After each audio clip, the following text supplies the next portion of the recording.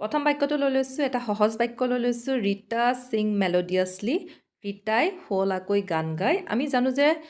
ইংৰাজী গ্ৰামাৰত প্ৰেজেণ্ট টেন্সত ছাবজেক্টটো যদি একবচন হয় আৰু যদি থাৰ্ড পাৰ্চন হয় তেতিয়া ভাৰ্বৰ লগত এছ বা ই এছ যোগ কৰা হয় সেইকাৰণে এতিয়া ৰীতা সিং মেলোডিয়াছলি নহয় হ'ব ৰীতা ছিংছ মেলোডিয়াছলি হ'ব সেইটো শুদ্ধ উত্তৰ আৰু যদি ভাৱেল থাকে ভাৱেলৰ পিছত আমি ই এছ ব্যৱহাৰ কৰোঁ যেনেকৈ গোজ আৰু কনচনেণ্ট যদি থাকে ভাৰ্বটোৰ পিছপিনে এতিয়া আমি এছ ব্যৱহাৰ কৰোঁ এইটো নিয়মৰ লগতে একেধৰণৰ আৰু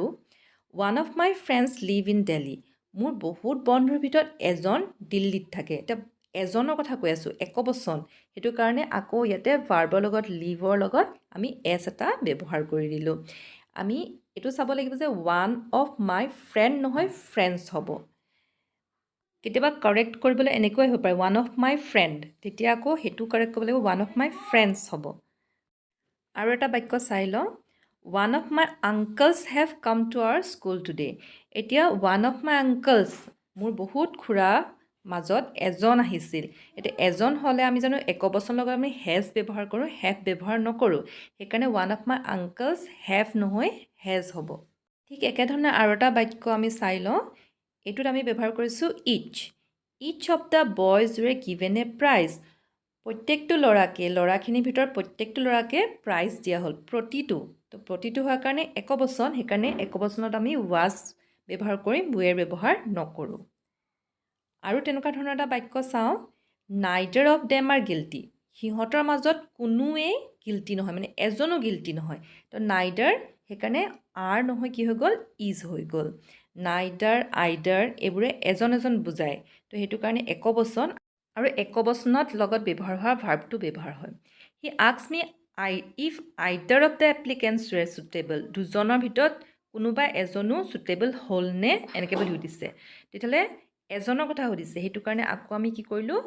ৱেৰৰ ঠাইত আমি ৱাজ ব্যৱহাৰ কৰিলোঁ কাৰণ আমি একবচনৰ লগত ৱাজ ব্যৱহাৰ কৰোঁ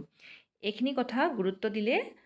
এই যোনটো এৰৰ হয় এইটো কৰিব পৰা যায় এইটো শুদ্ধকৈ কৰিব পৰা যায় এইবাৰ এটা বেলেগ ধৰণৰ বাক্য এইটোৰ লগত নিচিনাই চাই লওঁ one of the players who have been selected for এচিফাই ইজ মিচিং আমাৰ আগৰ নিয়ম মতে ছাবজেক্ট হৈ গৈছে আমাৰ ছিংগুলাৰ সেইকাৰণে আমি ভাৰ্বটো আমি ছিংগুলাৰ ব্যৱহাৰ কৰিছোঁ ইজ কিন্তু আমি ইয়াতে এটা নতুন শব্দ দেখা পাইছোঁ সেইটো হৈছে হু এইবোৰ হু ডেট উইচ এইবোৰক ৰিলেটিভ প্ৰনাউন আৰু সেই ৰিলেটিভ প্ৰনাউনটোৱে তাৰ আগৰ যোনটো নাউন আছে এইটো যদি প্লুৰেলত আছে তেতিয়াহ'লে ভাৰ্বটো প্লুৰেল ব্যৱহাৰ কৰিব লাগিব আমি এতিয়া one of the players who has been বুলি নকওঁ আমি হুটোৱে কাক বুজাইছে প্লেয়াৰ্ছটোক বুজাইছে সেইটো কাৰণে এইটো বহু বচন থকাৰ কাৰণে আমি হেভ বিন বুলি ব্যৱহাৰ কৰিম one of the players who have been selected for AGFI is missing কাৰণ আমাৰ ওৱান ছাবজেক্টটো ওৱান এটা প্লেয়াৰৰ কথা কৈছে বহুত প্লেয়াৰৰ মাজৰ এজন প্লেয়াৰ যাক AGFI কাৰণে মানে ছিলেক্ট কৰা হৈছিল বাছনি কৰা আছিল তেওঁ মিচিং সেইটো কাৰণে ওৱান আৰু ইজ কিন্তু আমি প্লেয়াৰ্ছ এইটো আমি দেখা পালোঁ যে এইটো বহু বচন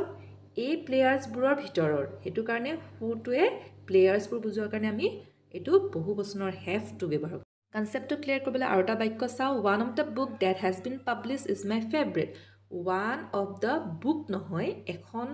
বহুত বুকৰ মাজত এখন সেইকাৰণে বুকছ আৰু ডেট আছে আমাৰ ৰিলেটিভ প্ৰনাউন আকৌ সেইকাৰণে বুকছ কৈ আছোঁ কাৰণে আমি হেজ ব্যৱহাৰ নকৰি কি ব্যৱহাৰ কৰিম ইয়াৰ ঠাইত হেভ কৰিম one of the books that have been publish one আছে এখনৰ বিষয়ে কথা পাতি আছোঁ সেইটো কাৰণে ছাবজেক্টটো একবচন সেইকাৰণে আমি ভাৰ্বটো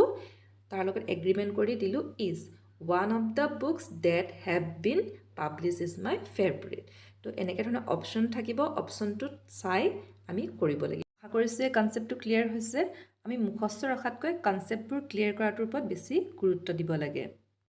এতিয়া আমি পিছৰ বাক্যলৈ আহিছোঁ the elephant R A large animal the cow R a useful animal এতিয়া আমি জীৱ জন্তুক যেতিয়া এটা শ্ৰেণী হিচাপে বুজাওঁ তেতিয়া আমি সেইটোক ছিংগুলাৰ ভাৰ্বটো ব্যৱহাৰ কৰিব লাগিব দ্য এলিফেণ্ট আৰ নহয় ইজ হ'ব কাউ আৰ নহয় ইজ হ'ব কিন্তু মানুহৰ ক্ষেত্ৰত যদি আমি শ্ৰেণী হিচাপে বুজাব যাওঁ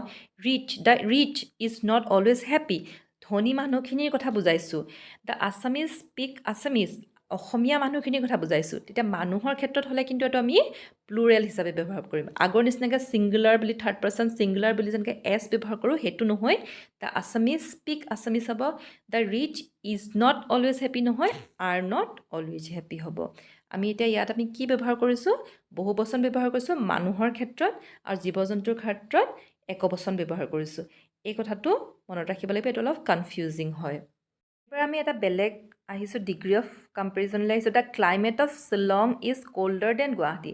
যেতিয়া আমি দুখন ঠাই একেটা বিষয়কে তুলনা কৰিম তেতিয়া পিছৰ ঠাইখনৰ বিষয়টোৰ সলনি ডেট অফ বুলি ব্যৱহাৰ কৰিম এতিয়া মানে the climate of Shillong is colder than the climate of Guwahati বুলি নকৈ আমি কি কৈছোঁ ডেট অফ গুৱাহাটী বুলি কৈছোঁ এনেকৈ ধৰণে এইটো ডেট অফ ৱৰ্ডটো ব্যৱহাৰ কৰিব লাগে ঠিক একেধৰণে আৰু এটা চাই লওঁ the population of London is greater than any town of India বাক্যটোত আমি জনসংখ্যা পপুলেশ্যনটো তুলনা কৰিছোঁ কাৰ লণ্ডন আৰু ইণ্ডিয়াৰ যিকোনো এখন চহৰৰ লগত তো তেতিয়াহ'লে আমি the population of London is greater then the population of বুলি নকৈ আমি ডেট অফ বুলি ৱৰ্ডটো ব্যৱহাৰ কৰিব লাগিব এইটো আছিলে ডিগ্ৰী অফ কম্পেৰিজনৰ এইবাৰ আহিলোঁ হি ডিড এ মিষ্টেক এতিয়া মিষ্টেক আৰু ৰং অৰ্থ দুটা একে কিন্তু আমি এই দুটা বাক্যৰ কাৰণে বেলেগ বেলেগ ধৰণে ব্যৱহাৰ কৰিম মিষ্টেক হ'লে আমি মেক মিষ্টেক ক'ম বা মেড মিষ্টেক ক'ম আৰু যদি একেটা অৰ্থ বুজায় ৰং ভুল তেতিয়াহ'লে আমি কিন্তু তাৰ লগত মেক ৱৰ্ডটো ব্যৱহাৰ নকৰি ডু ভাৰ্বটো ব্যৱহাৰ কৰিম যদি পাষ্টত থাকে ডিড হ'ব যদি প্ৰেজেণ্টত থাকে ডু হ'ব এনেকৈ ধৰণে আমি মিষ্টেক আৰু ৰঙৰ মাজৰ ডিফাৰেঞ্চিয়েটটো কৰিম টো অলপমান কনফিউজিং হয় সেইটো হৈছে everyone should do one's duty আমি ভাবোঁ এভৰিৱান শুড ডু ওৱান্স ডিউটিটো কাৰেক্ট কিন্তু এভৰিৱান এভৰিবডি এভৰি এইটো যদি ছাবজেক্ট হয় তেতিয়া ওৱান্স নহয় তাতে হিজ বুলি ৱৰ্ডটো আহিব আৰু যদি আকৌ ছাবজেক্টৰ ঠাইত ওৱান থাকে তেতিয়াহ'লে হিজ নহয় তাতে ওৱান্স হ'ব one should love once country one should do one's duty এনেকৈ ধৰণে ব্যৱহাৰ কৰিব লাগিব কিন্তু এভৰিৱান হ'লে হিজ ব্যৱহাৰ হ'ব এইটো অলপ মনত ৰাখিবা এইবাৰ আহিছোঁ ৰাডাৰ আৰু ফেয়াৰলি এই শব্দ দুটা আমি কেতিয়া ব্যৱহাৰ কৰিব লাগে দ্য গাৰ্ল ইজ ৰাডাৰ টল যেতিয়া আমি ভাল কিবা এটা বুজাব যাওঁ তেতিয়া ৰাডাৰ ব্যৱহাৰ নকৰিলে ফেয়াৰলি ব্যৱহাৰ কৰিব লাগিব আৰু যেতিয়া আমি নেগেটিভ চেন্সত ব্যৱহাৰ কৰা হয় তেতিয়াহ'লে আমি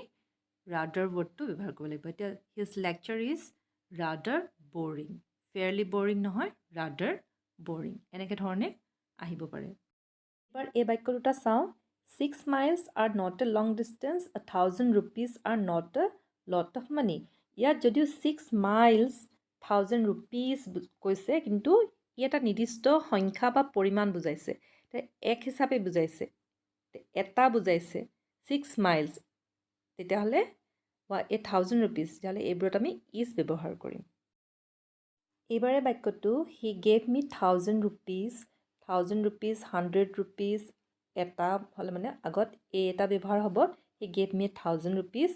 আৰু ৰুপিজ ৱৰ্ডটো যদি ৰুপিজৰ পিছত নোট বুলি ৱৰ্ডটো থাকে তেতিয়া কিন্তু ৰুপি নোট হ'ব